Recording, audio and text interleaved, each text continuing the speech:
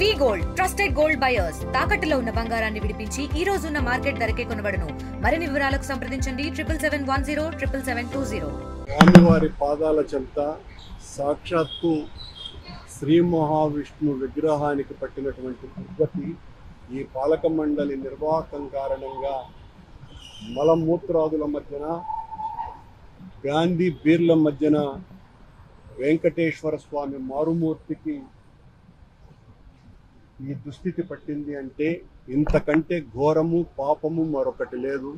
హైందవ ధర్మ పరిరక్షణ కోసమని కంకణం కట్టుకున్నాము అని చెబుతున్నటువంటి ముఖ్యమంత్రి గారు కావచ్చు, పవన్ కళ్యాణ్ గారు కావచ్చు, టీటీడీ చైర్మన్ గారు కావచ్చును, మీ పాలనలో సాక్షాత్తు శ్రీవారి మూర్తి ఏ పరిస్థితులలో ఉన్నారు అన్నది చూడాలి. అది కూడా అలిపిరికి అతి సమీపంలో కేవలం 400 మీటర్ల దూరంలో పక్కన టాయిలెట్, చుట్టూత గాంధీ బాటళ్ళు, బిర్యానీ బాటళ్ళు, ఇక్కడ దారిన పోయే వాళ్ళందరూ కూడా ఇక్కడ ఆకతాయిలు మూత్రాన్ని కూడా విసర్జిస్తున్నారని ఇక్కడ ఉన్నటువంటి వాళ్ళే చెప్తున్నారు.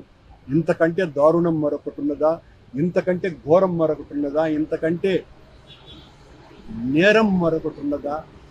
హైందవ ధర్మ పరిరక్షణ కోసమని కంకణం కట్టుకున్నాము అని చెబుతున్నటువంటి మీ పాలనలో భగవంతుడికే, అది కూడా వెంకటేశ్వర స్వామి ఆలయ క్షేత్రం దగ్గర శ్రీ మహావిష్ణువుకే దిక్కులేనటువంటి పరిస్థితి దాపురించింది అంటే ఈ హిందూ ధర్మాన్ని నిట్ట నిలువున పొడవటం తప్ప మరొకటి కాదు.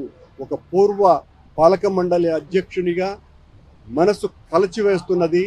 ఇంతకంటే దారుణం చూడాల్సినటువంటి పరిస్థితి వచ్చిందా ఈ దారుణాన్ని అని బాధతో మాట్లాడాల్సినటువంటి పరిస్థితి.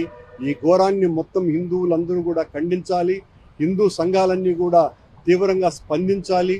ఈ పాలక మండలిని వెంటనే రద్దు చేయాల్సినటువంటి అవసరం ఉన్నది. ముఖ్యమంత్రి క్షమాపణలు హిందూ సమాజానికి చెప్పవలసినటువంటి అవసరం ఉన్నది అని సందర్భంగా తెలియజేస్తుంది. తెలుగులో ఫాస్టెస్ట్ న్యూస్ ఇప్పుడు కొత్త అవతారంలో 5 సెకండ్లోనే పూర్తి వార్తా సమాచారం మీ చేతిలో. సోషల్ మీడియా ట్రెండ్స్ మీ కళ్ళ ముందుకే live TV and voice search options తో ఇప్పుడే డౌన్లోడ్ చేయండి. యాప్ లింక్ డిస్క్రిప్షన్ లో ఉంది.